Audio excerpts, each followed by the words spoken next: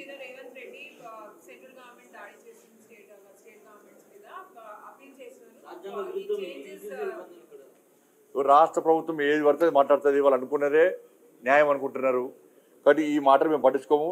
ప్రజలకు ఏది న్యాయమో, దేశానికి ఏది అవసరమో దాని గురించి ఇంకోళ్ళు విమర్శిస్తే పట్టించుకునే స్థితి లేదు. న్యాయం చేస్తాం తప్పకుండా. అరే ఉన్నాయి, అమలు చేయమని చెప్పారు. ఫస్ట్ అటల్ పెన్షన్, ఆసరా పెన్షన్ ఇస్తాను ఎవరు? 4,000 ఇస్తాను ఎవరు? 4,000 రూపాయలు ఇస్తాను ఎవరు? ఆసరా పెన్షన్ ఎంతమందికి ఇచ్చారు? ఎందుకు ఇస్తలేరు? పేర్లు ఎందుకు?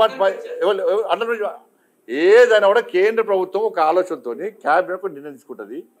దాన్ని అమలు చేయాల్సిన బాధ్యత ఎవరిది? రాష్ట్ర ప్రభుత్వాలది.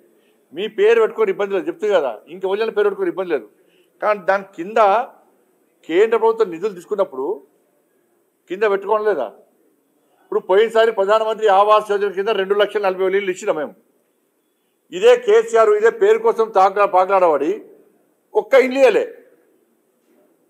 చలో లబ్ధిదారుల లిస్టు, బెనిఫిషియర్ లిస్టు షో చేయమని చెప్పండి, రిలీజ్ చేయమని చెప్పండి రాష్ట్ర ప్రభుత్వాన్ని. కాంగ్రెస్ పార్టీ ప్రభుత్వం ఉంది కదా.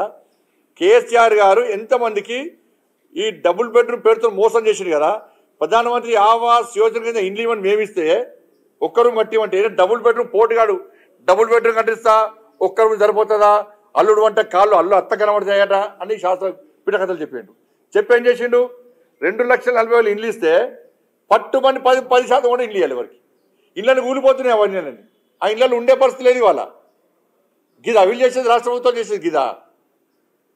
రాష్ట్ర ప్రభుత్వాలకు చిత్తశుద్ధి ఉండాలి, పేర్ల మీద కాదు.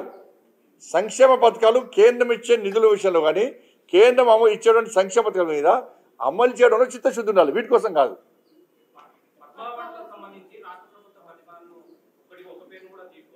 రాష్ట్ర ప్రభుత్వం ప్రతిపాదన పంపే సమయంలో ఎవరి పేరు పంపాలో వాళ్ళ పేరు పంపాలి. కేంద్రం ఆలోచిస్తుంది. మీరు పంపిన పేర్లను ఇస్తారా? ఇది అన్ని ఆలోచిస్తారు. పంపేటప్పుడు కూడా జాగ్రత్తగా పంపాలి, మంచి వ్యక్తుల పేరు పంపాలి. వీళ్ళు మంచి వ్యక్తులు కాదు అంటలే నేను. పద్మశ్రీ అవార్డు వచ్చేటువంటి స్థాయి వ్యక్తులను పంపాలి, పంపిస్తారు.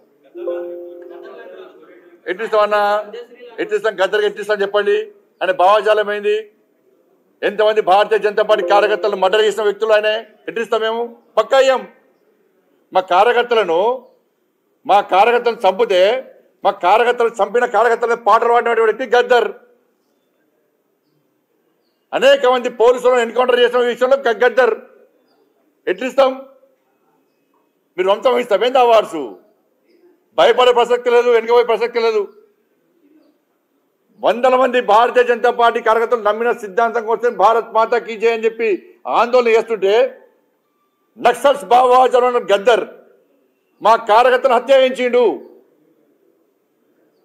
ఎన్ఐఏ ఎంక్వైరీ చేసింది గద్దర్ గారి మీద. అనేక మంది పోలీసులను ఎన్కౌంటర్ పేరుతో మర్డర్ చేసిండు. అటువంటి వ్యక్తిని ఏ విధంగా పంపుతారు ఇవాళ? ఇది ఈ రాష్ట్రము మరి పోయినసారి వచ్చినాయి పుట్టు కూడా తెలంగాణకు. అప్పుడు ఏమన్నారు మరి? అప్పుడు ఈ రాష్ట్రము ఆ రాష్ట్రము, ఈ ప్రాంతము ఆ ప్రాంతం అని చెప్పి ఎటువంటి ఆలోచన ఉండదు. ఈ రాష్ట్రానికి ఇవ్వాలి, ఈ రాష్ట్రానికి ఇవ్వద్దని ఎక్కడ ఉండదు. ఇవన్నీ మళ్ళీ ఒకసారి తెలంగాణ సెంటిమెంట్ను మీరు రగిలిసిన తెలంగాణ ప్రజలు అన్నీ తెలుసు. ఎవరు తెలంగాణ సెంటిమెంట్తో లాభపడ్డారు, ఎవరు అమాయకులు ఇవాళ బలైపోయారు, ఇవాళ ఎవరు లాభపడ్డారు, ఇలా ఎవరి వల్ల తెలంగాణ రాష్ట్రం అభివృద్ధి చెందుతున్నది, ఎవరు నిజమైన తెలంగాణ కోసం ఇవాళ బిల్లును ప్రవేశపెడితే సపోర్ట్ చేసారు, ఎవరి సపోర్ట్, ఏ పార్టీ సపోర్ట్ వల్ల తెలంగాణ రాష్ట్రం వచ్చింది, అన్ని తెలంగాణ ప్రజలు తెలిసి బట్టే ఇవాళ నరేంద్ర మోడీ గారి ప్రభుత్వానికి భారతీయ జనతా పార్టీకి తెలంగాణ ప్రజలు మద్దతు ఇస్తారు. ధన్యవాదాలు.